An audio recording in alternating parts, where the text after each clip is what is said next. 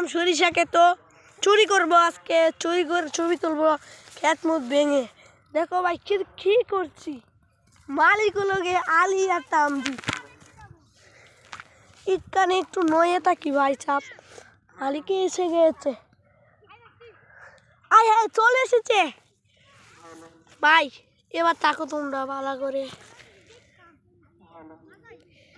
কে বুঝি কে দেখতে আসবে। আমি চলি ভাই চাপ, দেখেন চলছি।